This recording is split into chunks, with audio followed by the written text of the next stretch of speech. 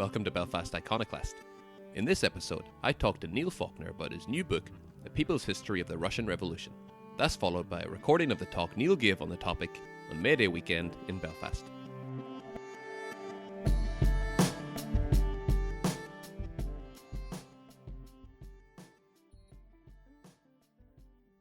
Okay, well, I mean, in 1917, we're into the third year of the First World War, which was an imperialist war. It was essentially a war between two blocks of nation-states that were seeking to build empire at each other's expense. It was a war for profit. And huge numbers of people are being killed in this. It's the first really fully industrialised, fully mechanised war. So the carnage is phenomenal. And you get the construction of total war economies, where the whole economy is being geared to the war effort, which means that, of course, the home front is subject to extreme privation. And in the weaker European states like Russia, that means actual starvation. It means that people are actually dying because they haven't got enough to eat. And there are these visceral stories of women queuing for hours in the freezing cold of the winter of 1916 to 17 for a loaf of bread, and sometimes not getting it because the bread supply has run out. This is essentially, the Tsarist regime is a vicious autocracy, but a vicious autocracy which is ruling over a country that's predominantly a peasant country, an agricultural country. Industry's only just beginning to develop. Infrastructure's only just beginning to develop. And it finds itself embroiled in this imperialist war against fully developed capitalist powers like Germany. And of course, the Tsarist regime can't cope with that, which means particularly high levels of privation on the home front in Russia. It also means for the guys at the front, for the Russian conscripts, that they're less well equipped. They haven't got as many machine guns. They haven't got as much artillery. Their uniforms fall to bits and don't get replaced. Their rations don't turn up on time because this is a creaky traditional empire trying to fight a modern industrialised war. This had an impact then on soldiers coming back from the front? Yes, and I mean, obviously most soldiers are at the front or they're fairly close to the front, but you've also got soldiers in the rear areas as well, including a large garrison in major cities like Petrograd and Moscow. Now that's important really for the way in which the revolution unfolds, because a lot of these units have experience of fighting at the front. They know what is going on there. So they carry that experience of the misery of the trenches back to the capital city. And when they confront the crowds on the streets for the first time in February 1917, crowds dominated very often by women, because a lot of the men have been recruited and they're at the front. So these are crowds very often dominated by working class women. These are soldiers being asked to confront them and sometimes shoot them down, who have carried back to the capital this experience of the misery at the front. So, and they're also, it's worth saying as well, not only are they confronting starving working class crowds, not only have they experienced the carnage at the front, the great majority of them are from peasant villages where there is a traditional land hunger and a traditional resentment against the landowning elite. And so they're thinking also about the poverty of the village. They're fighting this war for what? Not to get the land for the peasants, and certainly not for the workers who are starving in Petrograd. So their loyalty is very much in question when events begin to kick off in February 1917. And the demonstrations they're seeing and the people that they're meeting are meeting together unplanned, so it hadn't been planned by any large political force, but rather it had came out of nowhere. Yes, it did. It comes out of nowhere in the sense that nobody's calling it from above, but of course the way in which these things work is that you've always got rank and file leaders, leaders are on a tenement block, leaders on the streets, leaders in the factories. So it's what those trusted rank and file leaders from among themselves are saying that is crucial. But yes, it's coming from below, and it starts with working class women on the 23rd of February coming out on strike. It's actually International Women's Day, but I mean traditionally that would be celebrated in a rather sort of token way. These women have had enough, and on this particular International Women's Day, they not only come out on strike, but they call out others as well. And the misery and the anger is now at a level where as soon as somebody takes an initiative, they act as a kind of vanguard, as a kind of catalyst, and lots of other people are ready to go. So a lot of other workers come out of their factories when they see this demonstration moving through the streets, or they hear this demonstration moving through the streets, so that by the end of the first day there are 90,000 workers on strike. The Bolshevik Party at the time was still quite a relatively small party, but it saw massive gains then. What brought people into their ranks? There's a lot of misunderstanding, I think, about the Bolshevik Party and specifically the role of Lenin, the effective leader of the Bolshevik Party. What was absolutely crucial, not just in 1917, but in the whole history of the Bolshevik Party, really, was commitment to a set of principles which were inflexible. And those principles were things like people's power, democracy for ordinary people, that land should be given to the peasants, that workers should have power in the factories, that the war was imperialist and should immediately be ended, that the subject peoples of the Tsarist Empire, and something like 40% of the population of Russia at the time belonged to one or another of the national minorities. They had the right to secede and form their own independent country if they wanted to. These, for Lenin and the Bolsheviks, were absolutely fundamental principles which you didn't make any concessions on. And this commitment to principle is then tested in the fires of the revolution. And everybody else accommodates and temporizes and vacillates, or they make massive concessions to the ruling class, crucially on the question of the war. So you get traditional social democrats, they were called the Mensheviks, and you get the sort of the traditional revolutionary party of the peasantry, the social revolutionaries, effectively supporting the war, saying the war must carry on. The war we should now regard, now we've made a revolution, we can regard the war as a revolutionary war to defend the revolution. And it's Lenin's party that right through this period, from February to October 1917, will not budge on the basic principles. And he comes back to Petrograd in April 1917, and famously he says, he immediately announces, our policy is down with the provisional government, all power to the Soviets. And he galvanizes his own party and immediately lights a beacon which says, we're not going to be like the others. We are actually talking about a completely different kind of society altogether, and we're not going to make any concessions whatsoever to working with people that we regard as traitors to the working class. Russia at that time was certainly no stranger to the concept of Soviets. Soviets had been around since 1905. What was the level of working class consciousness generally in the revolutionary period? I mean, obviously consciousness goes up and down. It rises when people are fighting, when they're organised, when there's successful collective struggle, and it tends to go down when the movement is at a low ebb.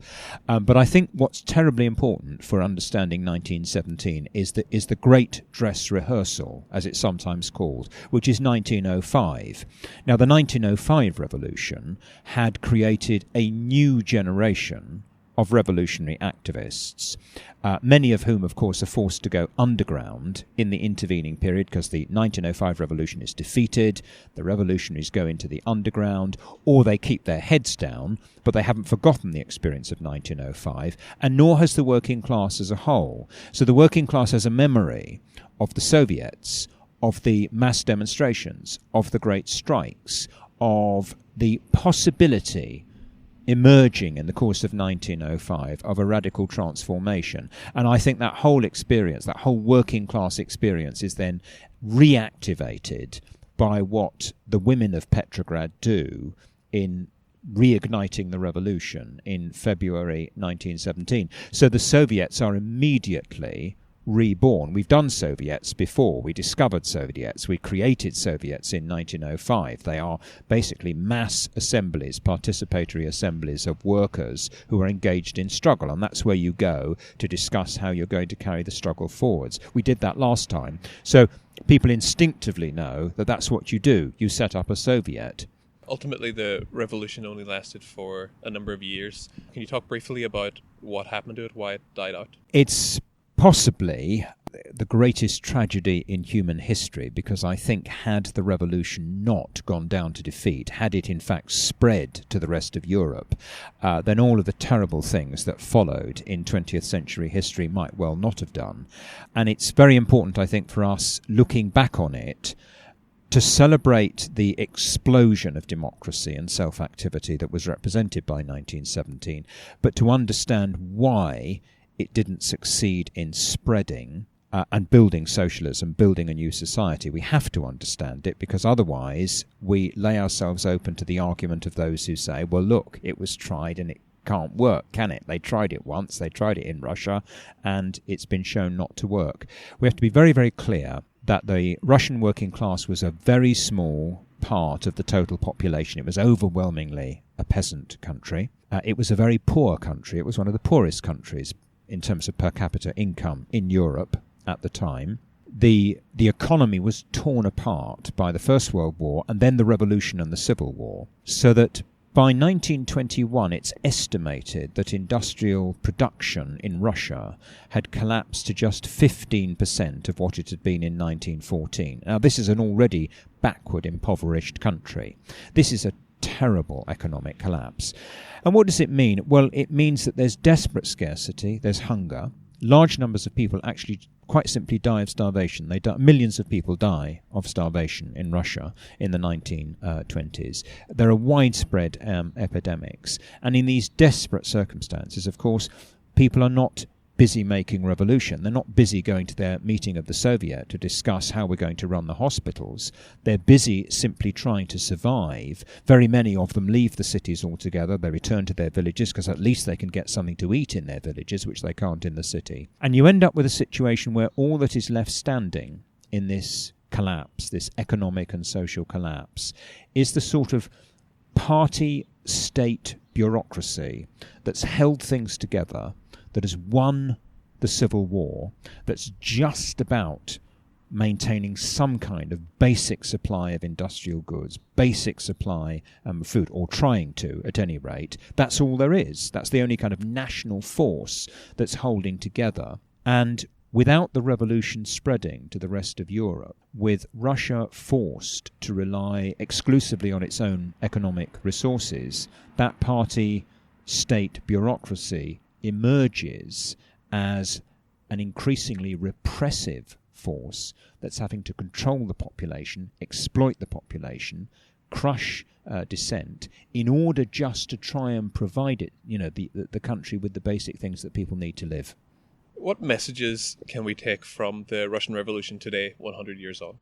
Well, I would say two things crucially. One is that we see in 1917 the astonishing transformative power of working class people, ordinary people, when they organise themselves and begin to fight in their own interests and organise themselves democratically to make the decisions about how the struggle is going to be waged. We see the capacity of working class people potentially to transform the world. We draw that from 1917, and then I think we have to draw the lesson from what happens in the 1920s, which is the confirmation that to transform the world, we can't do that in nation-state units, in national units. We can't do that as a fragmented humanity. We can only do that internationally, so that internationalism, like democracy, is fundamental to any serious attempt to change the world and to create socialism. Is there still a space today for the old party political models, or do we have to invent something new? Do we have to look somewhere else?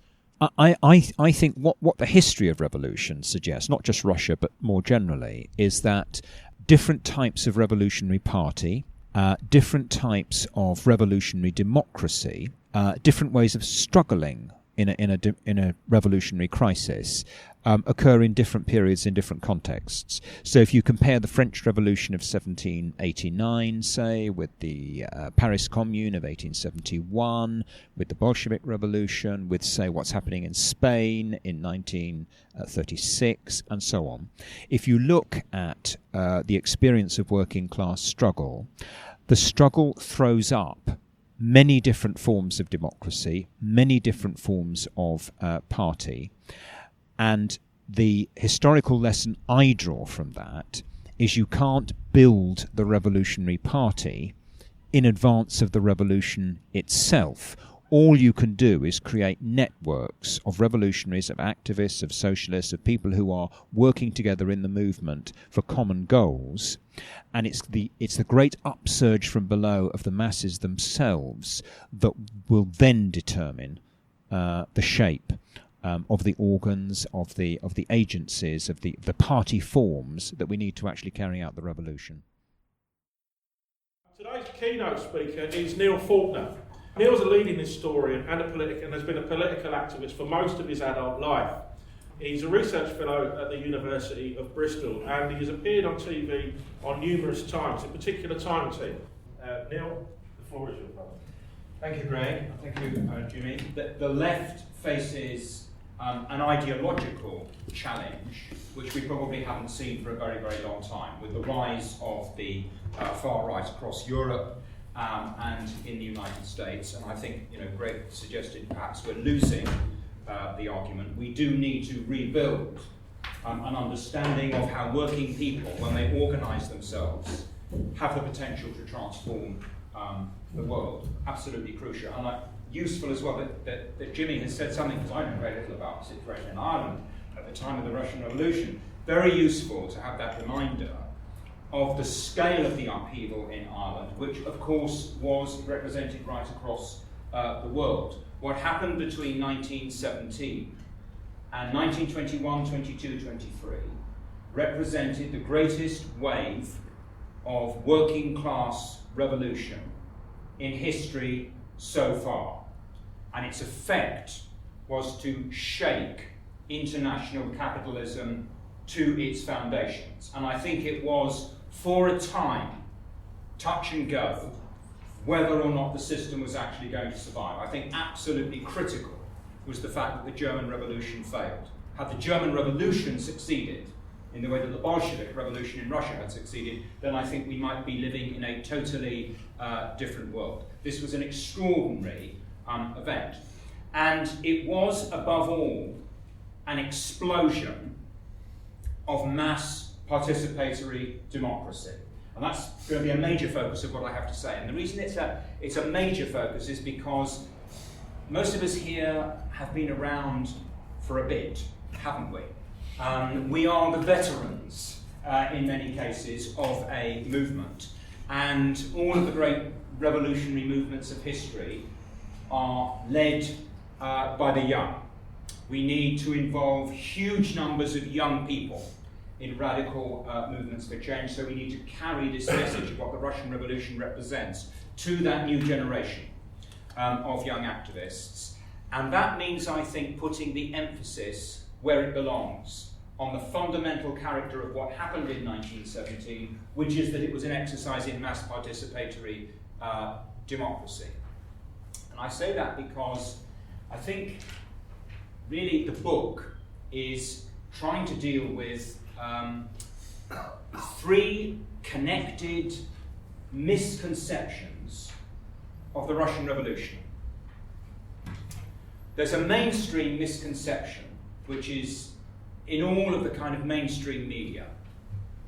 And you know the caricature of it's very, very familiar to everybody here, I'm sure, that this was some kind of conspiratorial party that organised a kind of coup-like takeover in October 1917 because there was a political vacuum, and what they set up and what they intended to set up was a dictatorship, and you had something pretty brutal from the moment when the Bolsheviks took power towards the end of 1917 onwards. That's the kind of mainstream bourgeois, conservative, Tory, even social democratic very often view, certainly a sort of New Labour view, I suspect, of what happened in 1917. Now there's a left-wing mirror of that argument, and it's this. It's the argument that says that what exists in Russia in the 1930s is a lineal descendant of the Bolshevik Revolution of 1917. It's the Stalinist argument that says that the totalitarian dictatorship which existed in Russia in the 1930s, which involved destroying the Bolshevik Party, it involved destroying the Soviets, the system of working class democracy. It involved putting millions of people in gulags. It involved murdering, at the hands of the secret police, hundreds of thousands of people. The argument that says that that's got anything to do with socialism, the argument that says that that is some kind of continuation of the Bolshevik revolution, is equally false. And these two arguments, the kind of the right-wing Western argument that said that the Bolshevik Revolution was a coup, and the Stalinist argument that said actually what was happening was socialism, these are mirror images arguments rooted in the period of the Cold War, where you had this extreme polarization. Both of those arguments are wrong, and both of those arguments we need to reject, and we need to be absolutely clear about the nature of what happened in 1917 and what is fundamental to the process of radical social change, which is that it's mass participatory democracy. And socialism only exists when there is mass participatory democracy, and it does not exist when there is no democracy. We need to put that argument to the new generation in this centenary year very, very clearly. But there's a third misconception that I want to raise as well. And I've critiqued a sort of, the Stalinist tradition. I'm going to critique my own tradition. I'm a Trotskyist. And I'm going to critique my own tradition as well. My own tradition, and I was brought up in this tradition, has argued that what happened in 1917 was a triumph of a new kind of party based on democratic centralist principles. But what you had is a tightly disciplined revolutionary organisation that carried out the revolutionary process almost as if it was painting by numbers, and the whole thing was a kind of machine-like process, and you need that kind of tightly controlled democratic centralist party if you're going to succeed in making a revolution.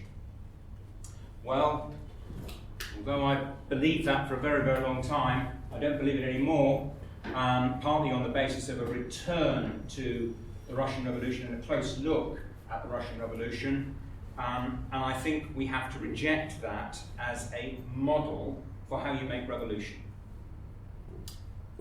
The right-wing tradition that says it's a coup, the Stalinist tradition that says 1930s dictatorship is socialism, the post-war Trotskyist tradition that says that the Bolshevik Party was a democratic centralist party, all three wrong, I think. And actually what the history of the Russian Revolution is telling us is something much more exciting and much more relevant to the present. Before I talk about that process, let me just try and convey a sense of the scale of the achievement. And I'm going to sort of fast forward, as it were, to the seizure of power. Then I'm going to go back and talk about how it was done. And I'm fast forwarding to the seizure of power because I just want to to give us all a sense of what the transformative power of ordinary working people is once they take the power. What happened immediately after the October Revolution was the most comprehensive and rapid program of radical change in a nation state in human history so far. This is what happened in the few months leading 2 years after the seizure of power. 26th of October, right, during the night, they had seized the Winter Palace.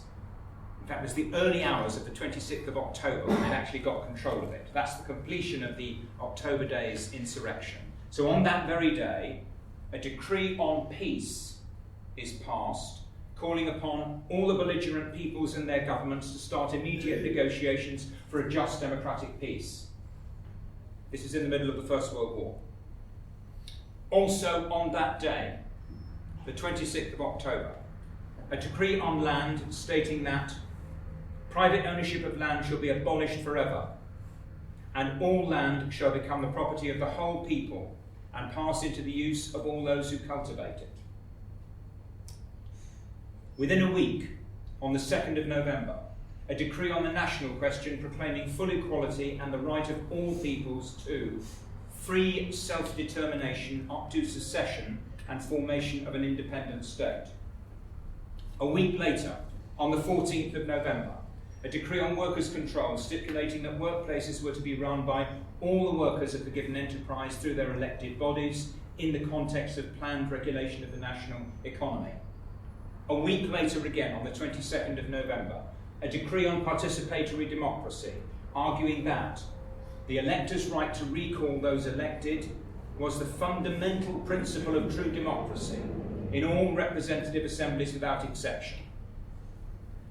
2 decrees on the emancipation of women on the 16th and the 18th of December, declaring full equality of men and women, making divorce automatic upon request by either spouse, and legitimising children born out of wedlock. And so it went on. Over the next 2 or 3 years, a decree, for example, guaranteeing complete religious freedom, but forbidding religious indoctrination in schools. A decree legalising abortion on demand, the first in the world. A decree legalising homosexuality, the first in the world. This is an astonishing achievement by a mass working class democracy which has come into existence in the course of the revolution of 1917. Contrast that with the situation 10, 15, 20 years later. And you can go through all of those things I've just listed, and they're being reversed. The land is being taken from the peasants by the state. There's no workers' control in the factories. Control is now in a new kind of red bourgeoisie, in the hands of a new red bourgeoisie, a new management structure. There's no participatory democracy. The Soviets have been got rid of. Restrictions are being put on abortion. Gay people are being persecuted. National minorities are being denied the right to secede, and so on and so on. The whole thing is reversed. 10, 15, 20 years. Now, how does that happen? How come something so extraordinary, this great explosion of working class democracy, of working class self-activity, driving such fundamental changes, how come so quickly it disintegrates? I'm going to deal with that briefly now and then come back to the actual achievement, because it's the achievement we need to celebrate, but we need to be clear as well about what went wrong. There are 3 preconditions for socialism. And by socialism, I mean a situation where ordinary working people have the power at the base, and we collectively, as society as a whole, we decide. It depends upon participatory democracy, not representative democracy. It depends upon participatory democracy. I'll give you an example of what I mean. If we had participatory democracy, they couldn't privatise the NHS. They can only privatise the NHS because we have representative democracy. And they do it on the sly. They don't say that's what they're doing, but that's what they're doing. The reason why they couldn't privatise the NHS if we had participatory democracy is because every single hospital would be run by the doctors, the nurses, the ancillaries, and the patients who use that particular hospital. And we wouldn't allow it, would we? Mass participatory democracy is the basis of any real struggle for social change and then any attempt to transform the world. That's the first thing you need. Second thing you need is you need material abundance. The reason why you need material abundance is this. If you have scarcity, you have competition for limited resources. Only on the basis of a material abundance, which means you can give enough for everybody to have a decent way of life, have you got the basis for constructing an equal, democratic, just, socialist world. You need material abundance. Trotsky, one of the two leaders of the Russian Revolution, Lenin and Trotsky effectively jointly led the Russian Revolution. Trotsky quipped that if you have shortages, you have a queue. If you have a queue, you need a policeman to keep order. His point being that when there is a material abundance, you don't need to control access to resources, and on that basis you can build a truly democratic society. The third thing you need is this. As well as participatory democracy and a material abundance, your ability to satisfy all of the basic, or our collective ability to satisfy all the basic needs of the people, you need internationalism.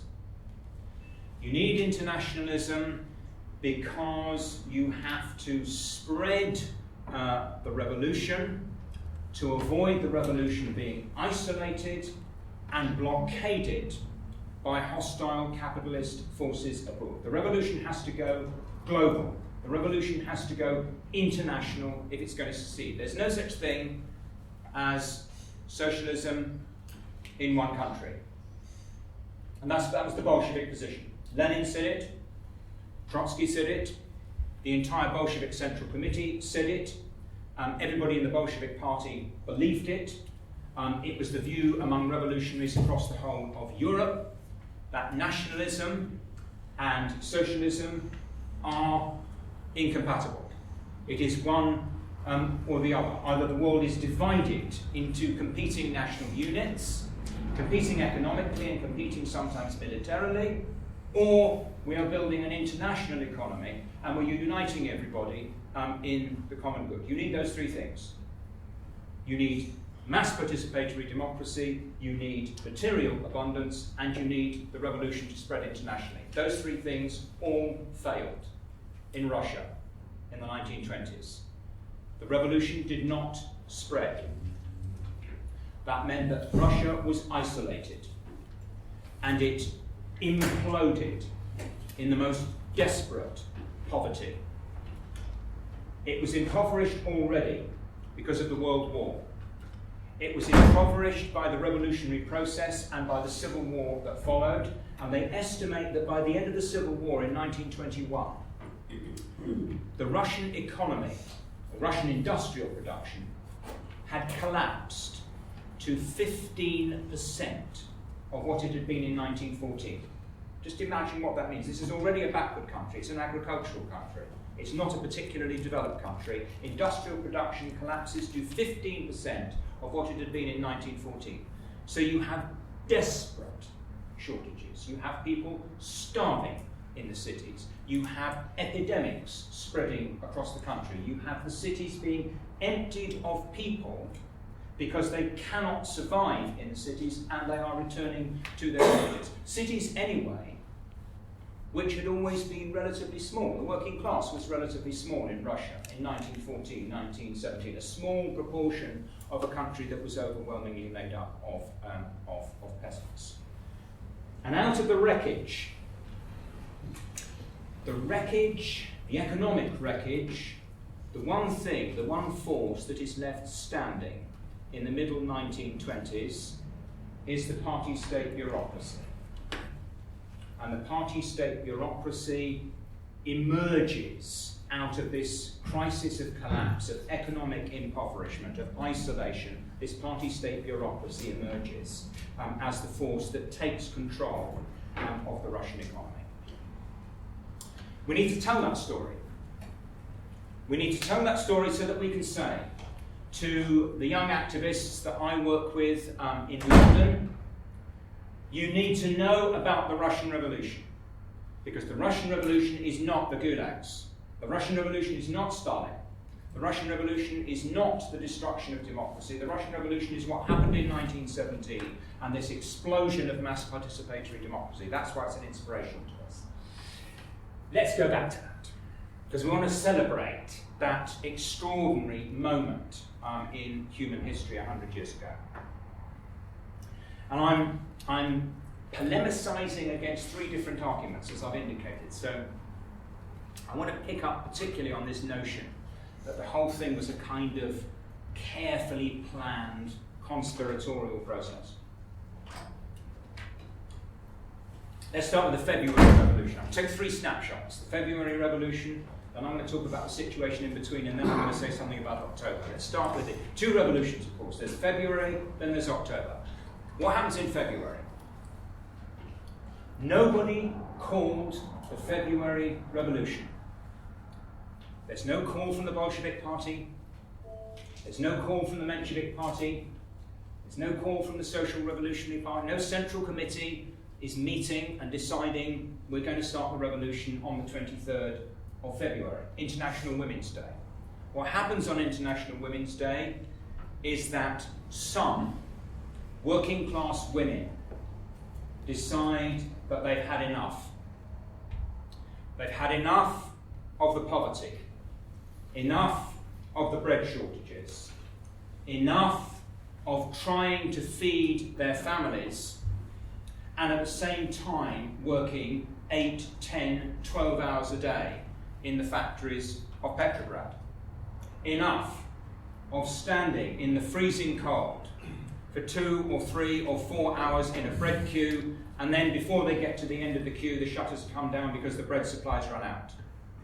In that bitterly cold winter of 1916, 1917, some working class women decide they have had enough. And on the 23rd of February, instead of just taking part in some kind of token protest, they come out on strike. And as they come out, they start to move through the streets, calling out other workplaces. So that by the end of that first day, there are 90,000 workers on strike. A turnout strike, built from below, spontaneously, by working class women. Even then, there's no call from the left parties. Even then, all of these veterans of the revolutionary underground think, it's probably not going to develop into anything. And the authorities aren't sure either. The authorities aren't sure whether this is just a demonstration, a strike, and it's over, or it's going to develop into something more. By the end of the second day, building the strike from below in the same way, there are 180,000 workers on strike. And there are the first clashes with the police. On the third day, the strike grows even bigger, and the soldiers are sent onto the streets to reinforce the cops and the Cossacks. And the clashes get more bloody. And news of that spreads across the working class suburbs and the factories. And on the fourth day, it's a general strike of the working class of Petrograd. And something else is happening. Soldiers confronting these working class crowds are refusing to fire. You have to picture it. Peasants in uniform is what they are. Thinking about, they hate the war. They're fed up with the war. They know about the poverty. They know about the starvation on the home front. They're thinking about the poverty in the village at home. They're thinking about their own mothers, their own sisters, their own wives, their own girlfriends. And what do they see confronting them on the streets? Crowds dominated by working class women who look like their own relatives, unarmed, starving, and aristocratic officers ordering them to open fire. So is it any great surprise that that discipline that holds the army together begins to break down in these confrontations on the streets of Petrograd on the 4th day. And by the 5th day, having held meetings, impromptu meetings in so many of the barracks overnight, they decided they will join the revolution. And on the 5th day, the revolution triumphs in Petrograd. It's my first snapshot. Note, nobody called it. There's no central committee making the decision that this is the day for the revolution to happen. Lots and lots of rank and file activists, I mean the kind of people who are in this room now, embedded in the working class movement, they're of course actively involved in building these strikes and building these protests and organising the confrontations with the cops and with the soldiers, but there's no centralised leadership from above. Here's my second point, my second snapshot of the revolution, if you like. If you want to encapsulate what is happening between February and October, it's encapsulated by the concept dual power. Lenin uses this term and Trotsky uses this term. Dual power, where you have two different authorities at one and the same time claiming the allegiance of the mass of ordinary people with the authority, potentially the authority of a state authority, a government authority. You have the provisional government. The provisional government made up of, well, today, first it's dominated by Tories, the cadets, and then increasingly it's dominated by New Labour. I think of Kerensky as a kind of New Labour figure. There's a provisional government, and what's the provisional government interested in doing? The provisional government is interested in creating a liberal parliamentary democracy. So on one side you've got the idea of a provisional government and a liberal parliamentary democracy. That's what we're moving towards. There's another kind of democracy going on. There's Soviet democracy. And it's in parallel with the provisional government. What's Soviet democracy? The first Soviets emerged in 1905. And they were strike committees. No, not strike committees, they were mass meetings of strikers, and those mass meetings of strikers would elect a committee, a strike committee. And then, when lots of people were on strike, when you had a general strike, you had lots and lots of different Soviet assemblies meeting in different workplaces, and they would each elect a strike committee, and those strike committees would come together. And you'd have a kind of hierarchy of participatory democratic assemblies. That's essentially what a Soviet is. That's the Soviet system. This emerges again in 1917. And it means that there's a mechanism for ordinary people, as the events of the revolution unfold, to come together and debate those events and decide how they are going to act. You have a system of immediate direct democracy, which is driving the revolutionary process. That's dual power. And my third snapshot is October, because by October, something very curious has happened.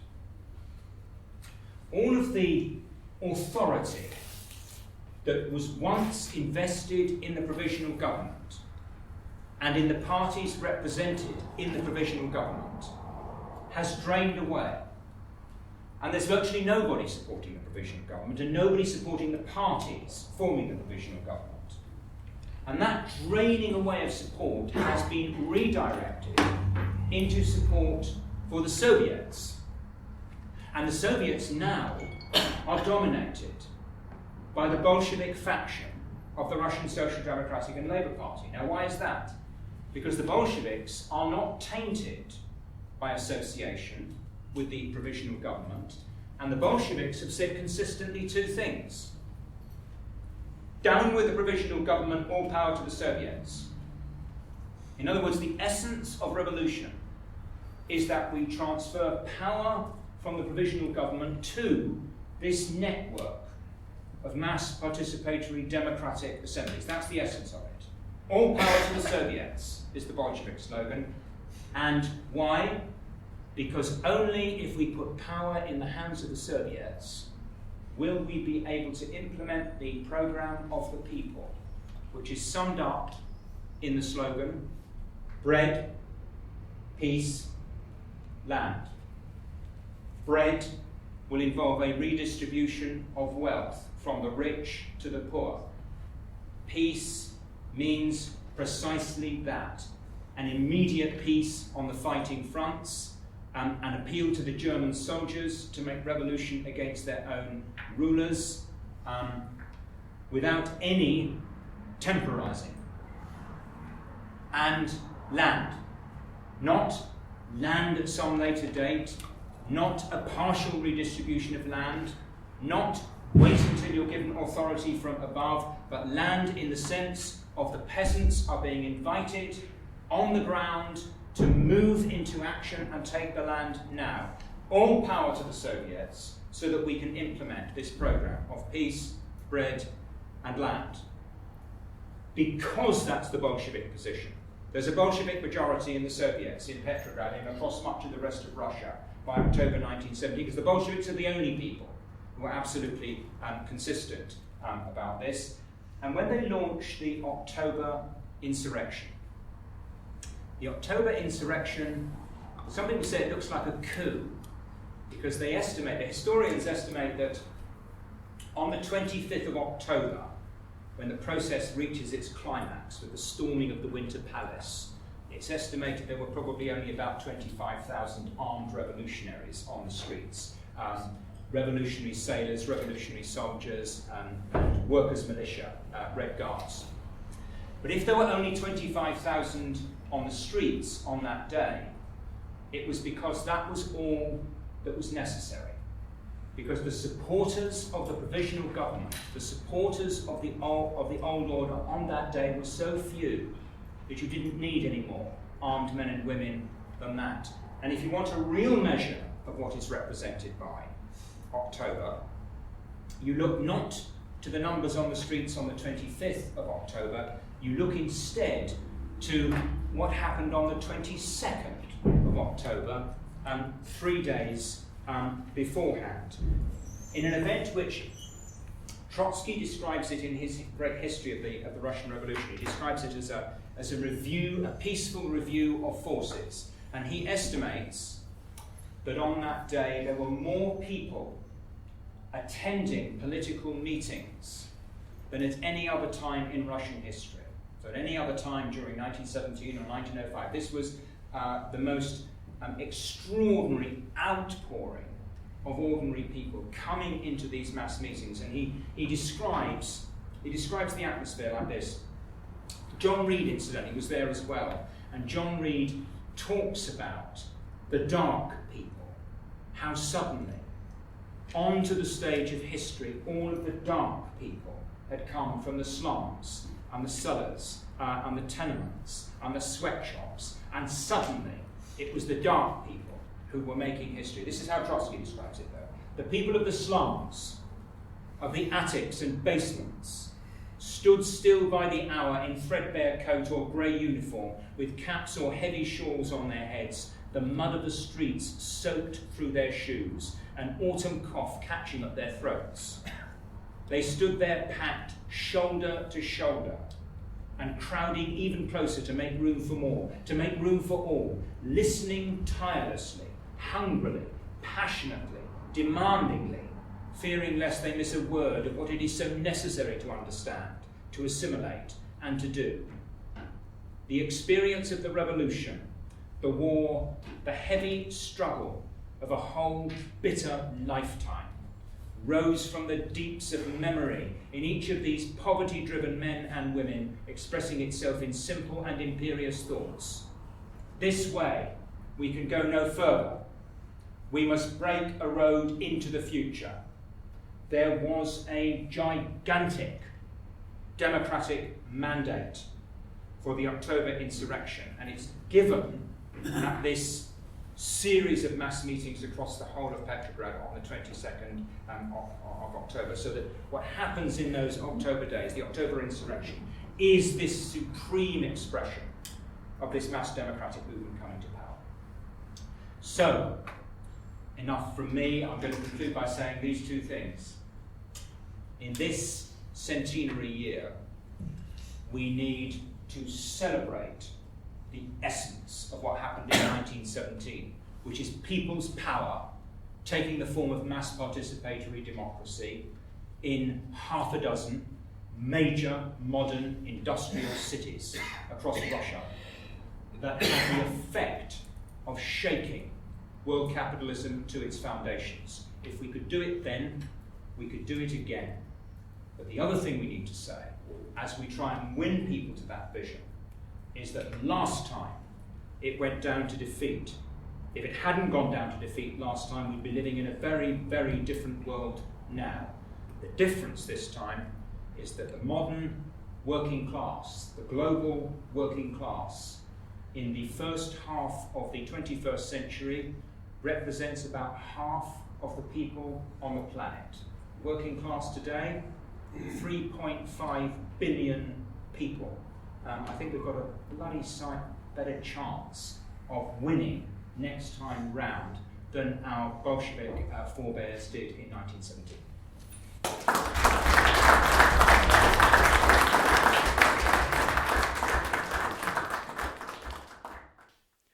That's it for this week's podcast.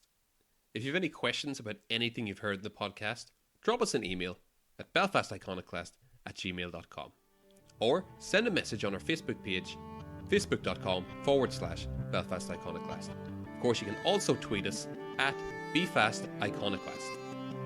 Thanks very much for listening.